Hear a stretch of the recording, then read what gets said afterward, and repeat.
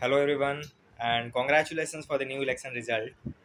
I would say that this election result is unique in the sense that everyone is celebrating after the results, right? The people who have either voted for Congress and BJP or BJP, they are celebrating. Both the parties, both the competing parties, they are also celebrating for their own results. Election Commission has preserved its credibility, so it is also happy, and no one is putting allegations on Election Commission. That's quite good. So, congratulations to all of us, right? Now, before I come to the analysis part about this election, I would like to start with a simple question: that what was the purpose of erecting the new Parliament building? Now, many of you might say that it was actually to decolonize the colonial legacy. Old Parliament building used to reflect the colonial legacy, but I'll tell you that this is not the main reason. Uh, for this, I would like to, in short, I'll tell you that there's something called delimitation commission, and it is periodically set up to revise the number of seats according to the new population census data. Now, if the number of seats are to be revised according to population, then which state is going to get the maximum preference? No doubt it will be Uttar Pradesh and Bihar kind of states, right? Their population is more, obviously number of seats will get increased accordingly. Now, till today,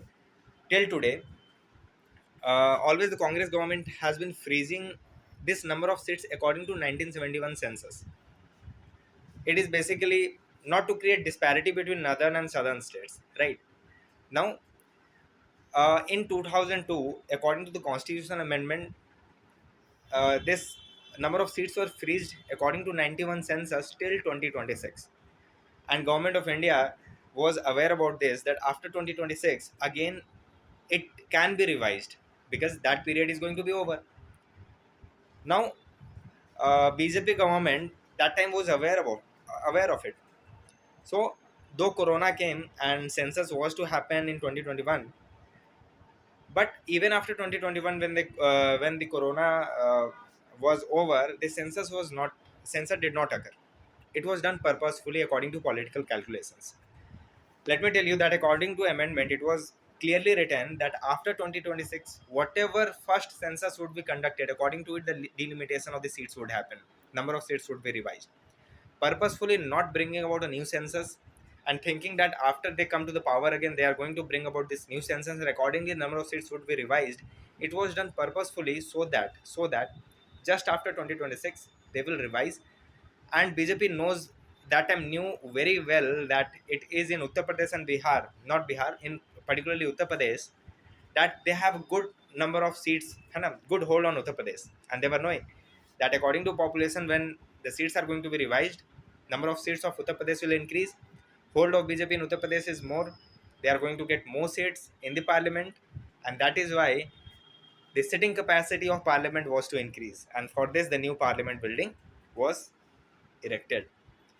So the people are debating after the Uttar Pradesh results that Uttar Pradesh ने धोखा दे दिया BJP को, right? They are talking about Ayodhya Mandir, but let me tell you, it is way beyond Ayodhya Mandir, है ना? People did not vote on the basis of religion. That is one aspect of it, but इसी उत्तर प्रदेश के कारण सरकार ने नई parliament तक खड़ा कर दिया ताकि बीजेपी का hold in terms of number of seats and majority government वो बनी रहे. Can you understand this?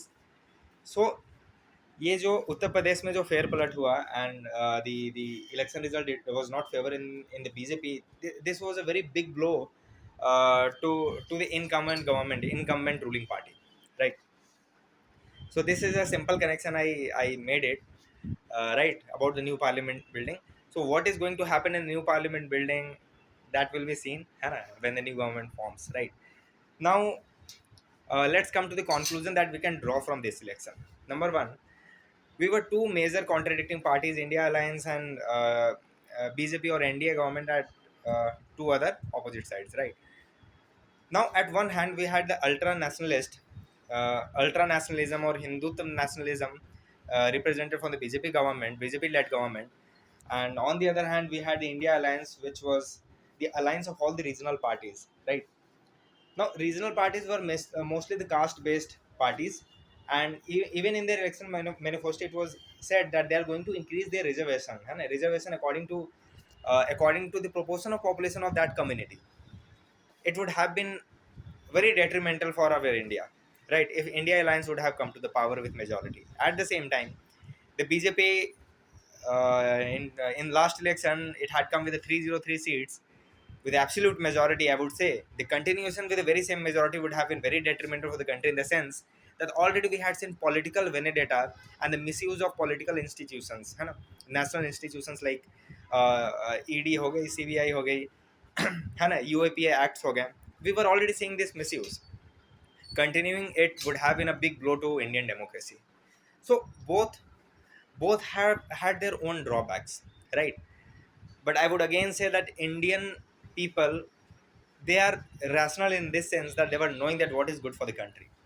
They were knowing that India alliance being a, a binding of small regional party would be very unstable. We already had experience of coalition government in 1990s that could not be repeated. But at the same time, we were also aware that extremely strong and a government with the absolute majority could have been a very harm to India's democracy and freedom of the people. Even the people in the opposition could not speak. What about the common people who could have raised their voices against it, right? So people use the golden mean between both these. People, this election results manifest the people view that people preferred a government between an unstable government and absolute majority wala government. People chose a government between the divisive politics of caste identity and on the other hand the ultra nationalism वाला religious identity based politics. इन दोनों के बीच में हमारे देश की जनता ने चुना. And the most beautiful the most beautiful thing about this election was that despite all the political parties mobilizing people on the basis of identity, at one hand they were mobilizing on the basis of caste, saying कि we will increase the reservation according to caste. On the other hand, creating that narrative that there is narrative of Hindu nationalism and that the nation is in threat and all. Indian population took the economic development agenda very at a very highest stage. They were not flown with this blow of identity politics. They chose the candidates according to what was good for India, what was good for the country. So this is a very, I would say, the milestone and breakneck development in the history of India's politics, right?